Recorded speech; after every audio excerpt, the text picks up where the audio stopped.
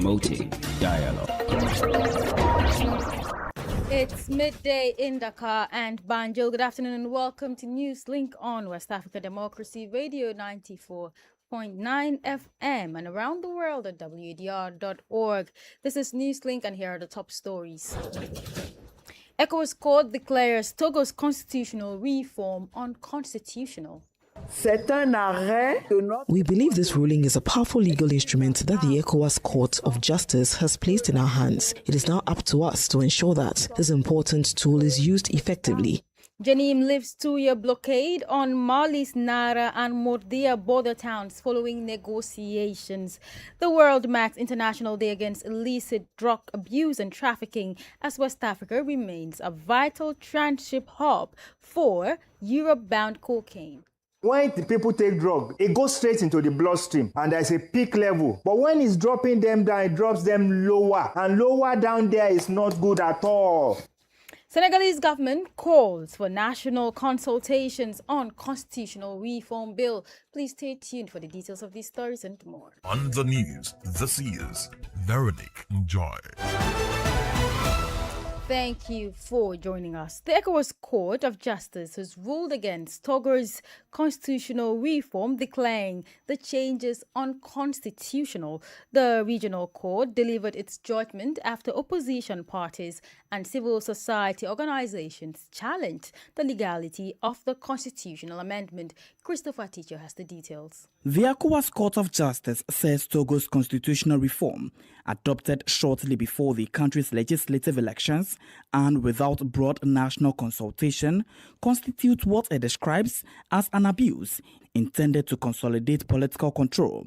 According to the court, the constitutional amendment violates Article 23 of the African Charter on Democracy, Elections and Governance. The ruling has been welcomed by Sambiri Tagon, a member of the African Socialist Democrat Party. The ECOWAS Court of Justice based its rulings on Article 23 of the African Charter, concluding that Togo's constitutional reform is undemocratic. The changes were designed to entrench those in power, allowing them to remain in office indefinitely, and that is unacceptable. The applicant who brought the case has also hailed the judgment. Opposition leader Bridget Ajamagbo says the ruling is an effective legal instrument that will help further mobilize the population against the constitutional reform. We believe this ruling is a powerful legal instrument that the ECOWAS Court of Justice has placed in our hands. It is now up to us to ensure that this important tool is used effectively and does not lose its impact. Although the ECOWAS Court's decision does not automatically alter Togo's existing institutions or overturn the constitutional changes, it provides opponents of the reform with a fresh legal basis to challenge it. The Togolese government has not yet reacted to the court ruling. That was a report by our correspondent in Lome, Ida Bajo, voiced by Christopher Aticho. Meanwhile, the ECOWAS Court of Justice's decision comes more than 2 years after the adoption of the constitutional reform. Despite the delayed verdict, the ruling is expected to be symbolic for the opposition and civil society in Togo. Madi Jabakate, a political analyst and president of the Center for Democratic Governance and Crisis Prevention, provides an analysis of the ECOWAS Court's decision. I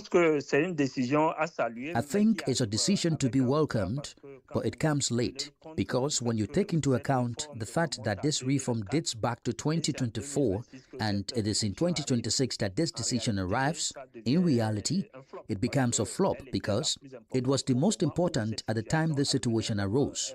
So it remains debatable, but it confirms everyone's analysis. It can be said that on the main element of Article 23.5 of the African Charter on Democracy and Elections and Governance, the court agrees with all those who have submitted the case and finds that Togo has violated those claims. And that is one more element in the fight for the restoration of the Fourth Republic, in which many political parties and civil society actors are mobilized. That was Madi Jabakate, a political scientist and president of the Center for Democratic Governance and Crisis Prevention, speaking there.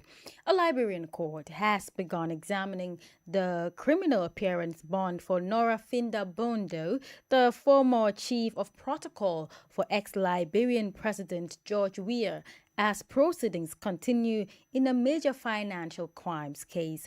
Bondo is among more than 40 people indicted over the alleged mismanagement of public funds involving more than $6.7 million and 845 Liberian dollars. She faces charges including money laundering, theft of property, misuse of public funds, forgery, criminal conspiracy, and abuse of office. WADR's correspondent in Monrovia, Abraham Parker, reports. The latest hearing before criminal court C at the Temple of Justice focused not only on the criminal allegations themselves, but on the verdict of Bondo's criminal appearance bond, which prosecutors have challenged. One of Bondo's sureties, Abraham Way Sampson, testified that he placed a property in Gaytam Oro, Sinker, valued at approximately US $200,000 as a security for the bond. Prosecutors also questioned Sampson's due role as both a surety and a member of the Bondo's legal team. However, the court sustained an objection from the defense, ruling that the matter raises a legal issue to be determined by the court. Speaking after the hearing, the head of Liberia's asset recovery team, Edwin Clark-Martin, said the prosecution is seeking to ensure that properties pledged by sureties are authentic, legally available, and sufficient to guarantee Bondo's appearance before the court. There will be final argument on the justification of the bond, and we know that the prosecution is strong, will prevail. Just started one of the surety today, and we rested with that surety. A second surety will take the stand, the third surety, then we subsequently cross the surety consistent with law. That's our argument before the court, and the judge will have to rule based upon all the pieces of our argument and what we observe in the court. So he will not rule in bits and pieces. He will rule on a full hearing of all our claims that the state has filed before the court. The proceedings are expected to continue with additional testimony before final arguments are presented and a decision rendered on whether the bond certifies legal requirements. For Newslink on WADR, Abraham Parker, Monrovia. Now, residents of the Malian towns of Nara and Mordaya, near the border with Mauritania, are breathing a sigh of fresh air after the Group for the Support of Islam and Muslims, or JANIM, lifted a 2-year blockade on the communities. The first buses and trucks carrying food and other essential goods arrived on Tuesday evening following weeks of negotiations involving local authorities, traditional leaders, and representatives of the armed group. Augustine Coley reports. The blockade had been in place since 2024 when JANIM cut off all movement between the border towns and Mali's capital, Bamako. The restrictions disrupted the supply of essential goods and severely affected economic activity in the area. In a bid to restore access, local authorities and community leaders engaged in dialogue with the armed group, which eventually agreed to lift the blockade. The breakthrough has raised hopes among residents who welcomed the arrival of the first passenger buses and trucks delivering goods after 2 years of isolation. The arrival of the first buses in Nara on Tuesday, June 23, at around 9 p.m. has brought immense release to residents. Throughout the blockade, the population showed remarkable patience, courage, and resilience despite the harsh conditions. Nara is located in the Sahel, where food supplies and other essential resources are already limited. The blockade only worsened the situation, driving up prices of food and other basic commodities. According to reports, JANIM agreed to lift the blockade on the condition that all residents who had fled their villages because of alleged abuses by the Malian army return to their communities. That was a report by our correspondent Aliu Cham and presented by Augustine Coley. Meanwhile, the Malian government has approved a draft law to reorganize the country's defense and security system as it seeks to strengthen the response to evolving security challenges. The bill was presented during the June 25th meeting of the Council of Ministers, chaired by the President of the Transition, General Assimi Goïta, at the Kuluba Palace.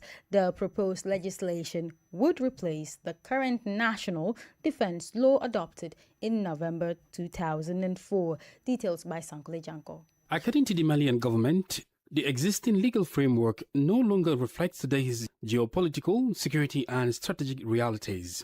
Officials say the reform is intended to address weaknesses identified over the years and provide a stronger legal foundation for ongoing reforms within the armed and security forces. The move comes after coordinated attacks on April 25 targeted several locations, including Kati, Bamako, Mopti, Gao and Kidal, highlighting the need for improved military coordination and stronger protection of strategic sites. The reform also follows major changes in Mali's security environment after the withdrawal of the French Barkhane force in 2022 and the departure of the United Nations peacekeeping mission, MINUSMA, at the end of 2023.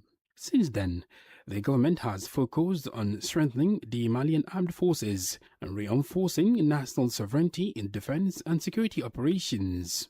Authorities have not yet disclosed the specific provisions of the draft law or indicated when it will be debated and implemented. They say the objective is to establish a legal framework better suited to current threats and the country's evolving defense needs. That was Sankule Janko with that report. More stories coming up on West Africa Democracy Radio. Newslink continues. Nigeria's central bank has ordered banks and other financial institutions to immediately freeze accounts linked to 5 individuals and a bureau de change over suspected terrorism financing. The directive, contained in a circular issued to bank payment services and other regulated financial institutions, form part of renewed efforts by authorities to disrupt financial networks believed to support terrorism and other extremist activities in the country. Those named in the sanctions directive include Adamu Siroma Babanginda, Mohamed Adamu Hamajam, Abdullahi Umar Usman, Ibrahim Abubakar, and Yakuba Origima Ibrahim. Mukhtar Mohamed Adamu, who had earlier appeared on a sanctions list, was also included in the latest circular. The Apex Bank also ordered the freezing of accounts linked to Abal Bako and Sons Bureau de Change Limited and directed that the company be barred from carrying out transactions within Nigeria's financial system. Banks and other financial institutions have been directed to screen incoming and outgoing transactions against the updated sanctions list and immediately report confirmed or attempted marches to the Nigerian Financial Intelligence Unit. Now, here in Senegal, the Senegalese government is calling for broad national consultations on a proposed constitutional amendment bill, saying political parties, civil society, and other stakeholders should be fully consulted before the reforms are adopted. The bill, sponsored by lawmakers from the ruling PASTEF party, has already been reviewed by the National Assembly's Committee on Laws, Decentralization, Labor and Human Rights. Abdullah Hassan tells us more.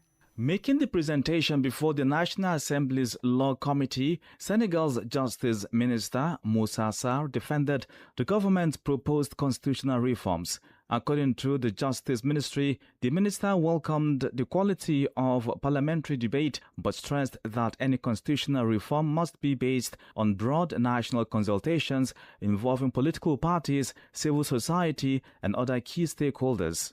The proposed amendments include replacing the current Constitutional Council with a 9-member Constitutional Court, strengthening the powers of the Prime Minister, and barring the President from simultaneously leading a political party. The reforms would also expand the powers of Parliament, allowing lawmakers to summon any individual through parliamentary inquiry committees.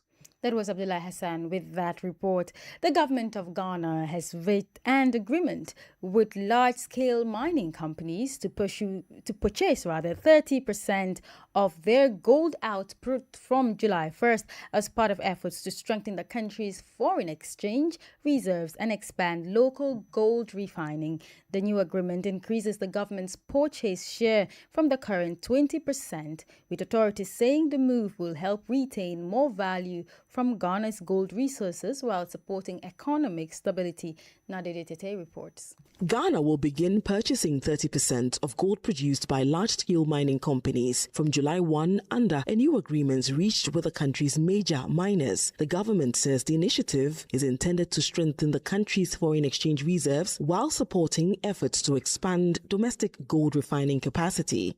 The new arrangement increases the state's share of gold purchases from the previous 20% agreement. The agreement follows weeks of negotiations between the government and the mining companies after the Bank of Ghana announced plans to increase its gold purchases as part of a broader reserve building strategy. Under the revised program, all gold acquired from the mining companies will be delivered in doré form, allowing Ghana to add more bullion to its reserves while creating opportunities to process more gold locally. The policy forms part of Ghana's wider strategy to strengthen the cedi, diversify its reserve assets, and reduce reliance on foreign currencies. It also complements ongoing efforts in the gold sector aimed at increasing local value addition and improving oversight of the country's mineral resources. Ghana is Africa's largest gold producer, having recorded a historic 6 million ounces of production in 2025, with gold exports remaining the country's biggest source of foreign exchange. For WDR, Nadede Tete, Accra. You're listening to Newslink on West Africa Democracy Radio, broadcasting from Dakar, Senegal. Here's a reminder of our top stories. ECOWAS Court declares Togo's constitutional reform unconstitutional. Janim lifts 2-year blockade on Mali's Nara and Murdara border towns following negotiations. The world marks International Day against illicit drug abuse and trafficking as West Africa remains a vital transshipment hub for Europe-bound cocaine. Senegalese government calls for nationwide consultations on constitutional reform bill. Still ahead in the news, we have the guest interview and sports news. Stay with us.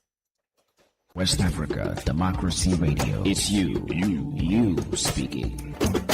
Thank you for staying with us.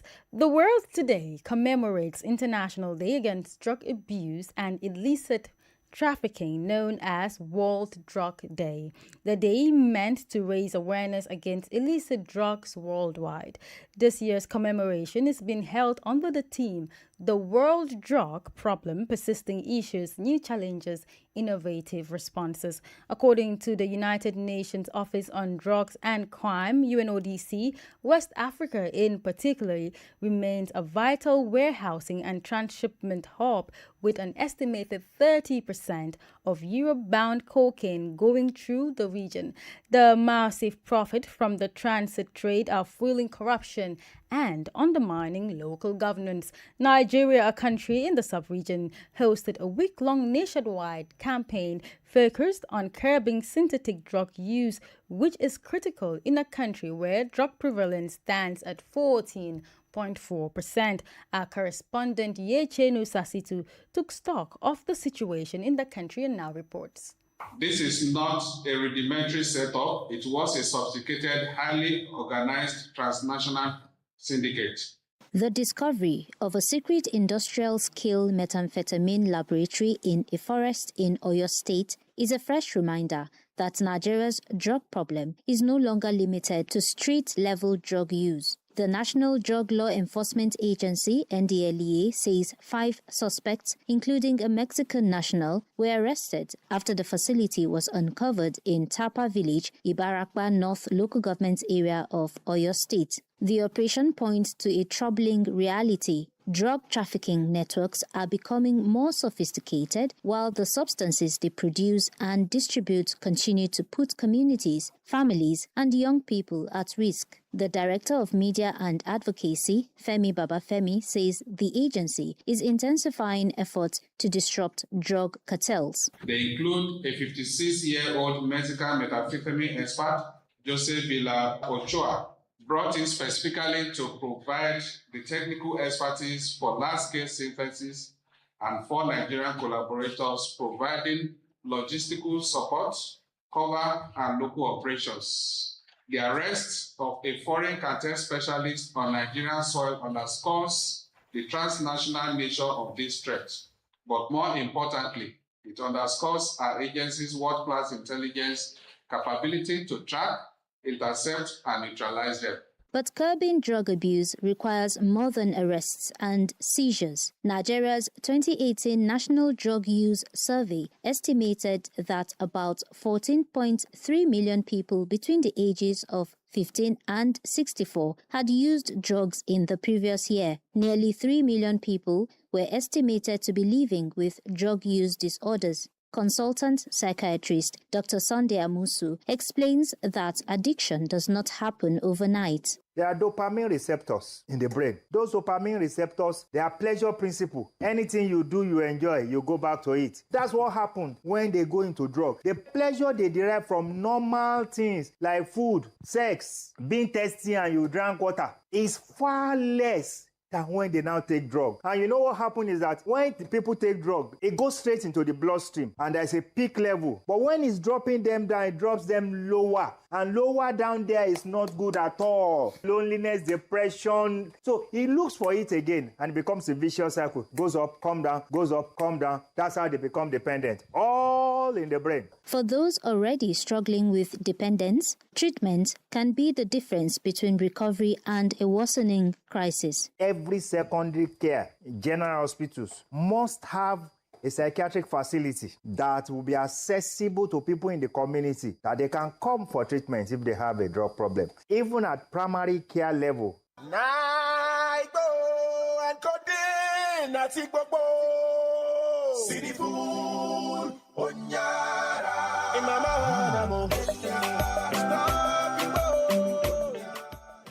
As the world marks the 2026 International Day Against Drug Use and Illicit Trafficking, attention is focused on the theme, the World Drug Problem, Persisting Issues, New Challenges, Innovative Responses. The theme reflects the need for responses that go beyond arrests to include prevention, early intervention, treatment, and community support. And when he high, he dey do him like he crocodile. And he go say, I am feeling like to run. And when he run, that's when them go they talk. And when he shell that belly go say, in mama wanna move.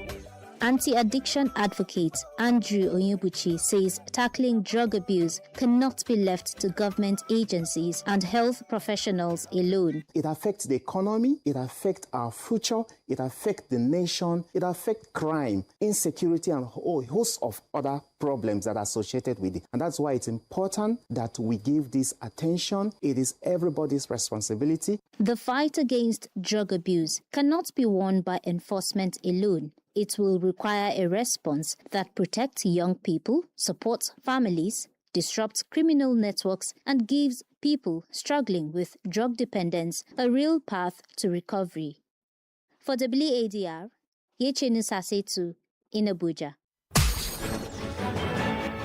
Politics, analysis on major news, social matters, and all. This is A Guest. Our guest this afternoon focuses on Togo, a country where the ECOWAS Court of Justice has just rejected its constitutional reform. The court issued a ruling deeming the change of region unconstitutional. Opposition parties and civil society organizations in Togo filed the case. Our guest is Madi Jabakate, a political scientist and president of the Center for Democratic Governance and Crisis Prevention, who weighs in on the matter. I think it's a decision to be welcomed, but it comes late, because when you take into account the fact that this reform dates back to 2024 and it is in 2026 that this decision arrives, in reality, it becomes a flop because it was the most important at the time this situation arose. So it remains debatable, but it confirms everyone's analysis. It can be said that on the main element of Article 23.5, of the African Charter on Democracy and Elections and Governance. The court agrees with all those who have submitted the case and finds that Togo has violated those claims. And that is one more element in the fight for the restoration of the Fourth Republic, in which many political parties and civil society actors are mobilized. The judgment of the ECOWAS Court of Justice does not, of course, automatically modify the institutions in place, but what impact can it have on the progress of the country? It's a question of narrative. The ruling acknowledges one thing, that this reform violated certain provisions, and from that point on, there needs to be a reversal. That's the crux of the matter. It's true that the court didn't order a return to the Fourth Republic, but when you consider the violations that were mentioned, it obviously means that the reform of this constitution needs to be reversed. Perhaps the procedure needs to be reviewed first, and the matter might need to be put back before the voters for a sort of referendum on the constitution, obviously while reviewing certain related aspects. So that's the most logical consequence that could arise from this court's decision, because it's important to remember that the constitutional reform was adopted in a problematic context. It's also important to remember that it transferred the bulk of executive power to the Prime Minister, making the President of the Republic a mere figurehead. But it also had the effect of circumventing presidential term limits. Similarly, as I said, there was no broad national consultation, and the principle of democratic alternation was also, in one way or the other, undermined. So we can say that the court today, without issuing a clear ruling, notes that there has been an unconstitutional amendment by the government within the meaning of the African Charter.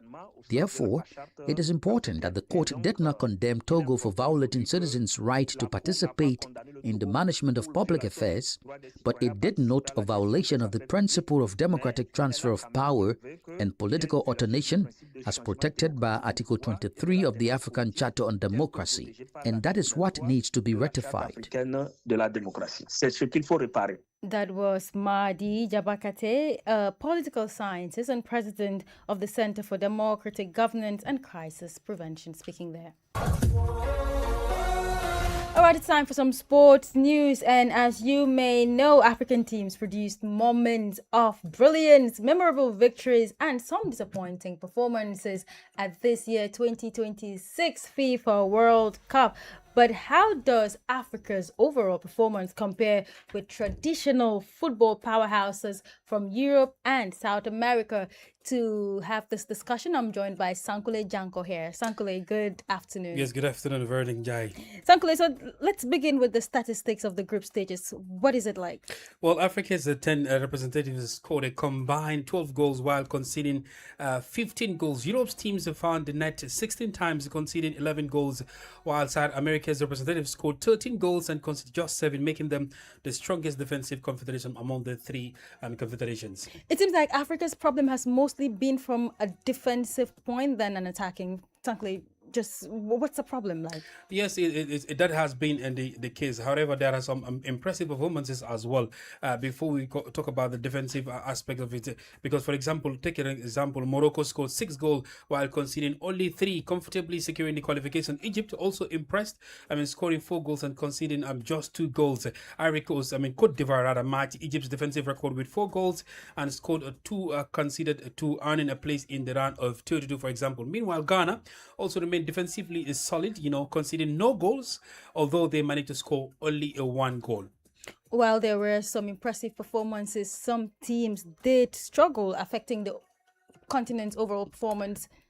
Absolutely, Veronique, because not every African side enjoyed successful campaign. Let's take, for example, Tunisia endured one of the toughest tournament's difficulties, scoring just 2 goals while conceding 12 goals, would you believe? Senegal scored 3 but conceded 6 goals. And Algeria scored 3 and let in 4, while Cape Verde finished with 2 goals scored and 2 conceded.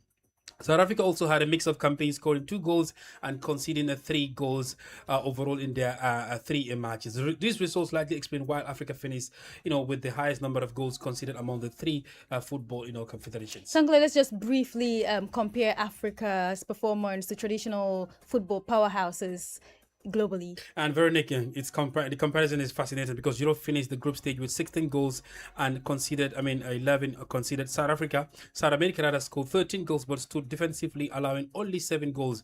Africa, however, scored 12 goals, so it can compete defensively but conceded 15 goals overall in the All tournament. right, thank you very much, Sankule Janko, and that's how we ended for this edition of Newslink on West Africa Democracy Radio, broadcasting from Dakar, Senegal. Thank you to the technicians for today, Josino Capa Gomez and Ismaila Kamara. I am Veronica Jai. Good afternoon. We thank you for listening to Newslink in Nigeria on Love FM Abuja and Darling FM Owerri. In the Gambia on Hot FM Banjul, Hilltop FM and Veritas Radio in Serekunda. Thank you for listening on Alternative Youth Radio Lofa County, Liberia, Radio Kegaman in Nimba County and DCN Radio Riverses County. A big thank you to Radio Baft FM in Sierra Leone for listening, and in Ghana we thank Radio Pad in Damango and Royals FM in Wenchi. Thank you all for listening to